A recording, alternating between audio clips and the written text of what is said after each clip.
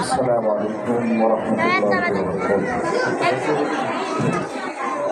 نحمده ونصلي على رسوله الكريم أما بعد فأعوذ بالله من الشيطان الرجيم بسم الله الرحمن الرحيم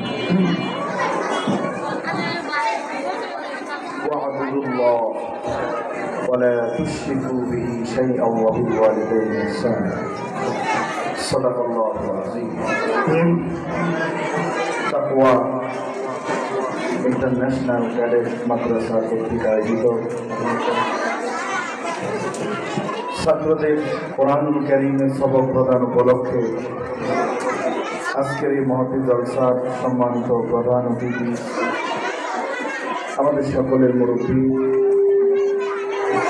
আল্লামা আব্দুল লতিফ ফারুকী মাদ্রাজুল্লাহুল আলী, উপস্থিত আছেন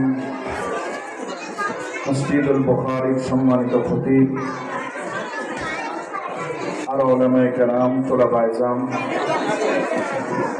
আমার প্রাণ প্রিয় ছোট ছোট মাসুম বাচ্চারা, তালেবুল ইলম এবং তাদের অভিভাবক বৃন্দ। আসলে বক্তব্য দেওয়ার এখানে তেমন কিছু নাই,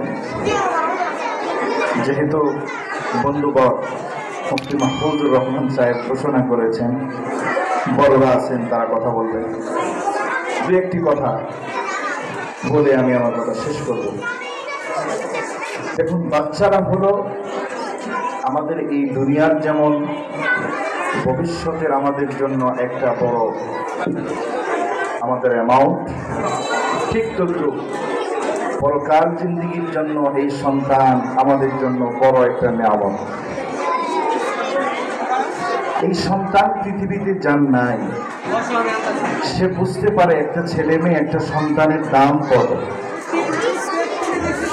আর যাদের সন্তান আছে তারা অনেকেই হয়তো সেই ব্যথা কষ্টটা বুঝতে পারে না, কিন্তু সন্তান যেহেতু আল্লাহ পাকের নিয়ামত, আল্লাহ পাকের দান, অনুগ্রহ, দয়া, এই সন্তান যখন আল্লাহ দিল, সেই সন্তানকে আপনি যদি সঠিকভাবে একটা ফুল গাছের যত্ন আপনি যদি নেন, এই গাছটা বড় হয়ে আপনাকে যেমন ফুল দিবে, ফল দিবে, আপনার মঞ্জিল উদ্দেশ্য পুরা করবে, ঠিক তদ্রুপ বাচ্চারাও হলো এমন।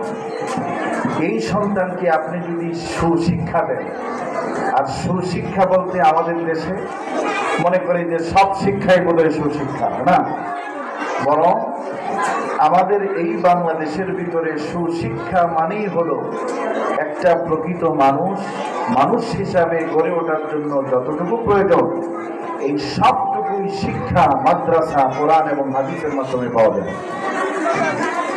এছাড়া স্কুল, কলেজ, ইউনিভার্সিটিতে আপনারা জাগতিক অল্প সময়ের কিছু শিক্ষা দীক্ষা দিতে পারবেন। সামান্য কয়েক বছরের জন্য রাষ্ট্রীয় বেতন ভাতা, চাকরি বাকরির ব্যবস্থা আপনার সন্তানের হবে, কিন্তু এই সন্তান আপনার যখন সন্তানের সাহায্য সহযোগিতার প্রয়োজন হবে, তখন এই সন্তান আপনার কাছে নাও থাকতে পারে। কেন? সে আপনার কাছে দায়বদ্ধতা নয়, আল্লাহর কাছেও তার দায়বদ্ধতা নেই। কিন্তু যখন এই সন্তানকে দ্বীনি শিক্ষা, তাকওয়া ইন্টারন্যাশনাল ক্যাডেট মাদ্রাসার মতো শিক্ষা প্রতিষ্ঠানে যখন এই সন্তানকে পড়াশোনা করাবেন, তখন এই সন্তান আপনার প্রয়োজনে, বিপদে আপদে সদা সর্বদা আপনার কাছে থাকা, আপনার সহযোগিতা করাকে এটা আল্লাহর পক্ষ থেকে ইবাদত মনে করবে। এজন্য কোরআনুল কারীমের ভিতরে আল্লাহ পাক মা বাবার ইহসানের কথা, কদরের কথা, সম্মানের কথা সুন্দর করে বলেছেন। তো এই দ্বীনি শিক্ষার সাথে আমরা যেন আমাদের সন্তানদেরকে রাখতে পারি। আর এই শিক্ষা যেন তেন জায়গায় আল্লাহ দেন না। এই শিক্ষা পাওয়ার জন্য পাত্রর দরকার হয়। যেমন ময়লা আবর্জনার ভিতরে মানুষ ঘি, মধু, দামি কোনো বস্তু যেমন রাখে না, ঠিক তদ্রুপ যে বাবার অর্থ সম্পদ ইনকামের ভিতরে হারাম মিশ্রণ থাকবে, ওই বাবার সন্তানের কলিজার ভিতরে কোরআন ততটা রেখাপাত করবেন। এজন্য মা বাবার উচিত মাদ্রাসায় সন্তানকে ভর্তি হওয়ার সঙ্গে সঙ্গে তার সমস্ত আয়, ইনকাম সব কিছুই যেন হালাল তরিকায় হয়। আর হালাল তরিকায় যখন আপনাদের ভরণ পোষণ খাবার দাবার জীবনযাপন হবে, তখন আপনার সন্তানকে আল্লাহ রাব্বুল আলামিন ওই হালাল খাদ্য খাবারের কারণে অটোমেটিক কোরআনের জন্য, হাফেজের জন্য, মুফতি মুহাদ্দিসের জন্য আল্লাহ কবুল করে নেবেন। আল্লাহ পাক আপনাদের সকলের সন্তানকে এক একজনকে এক একটা দিনের দায়ী হিসাবে কবুল আর মঞ্জুর করুন। সবাই বলেন আমিন। ওয়া আখিরু দাওয়ানা আলহামদুলিল্লাহি রাব্বিল আলামিন।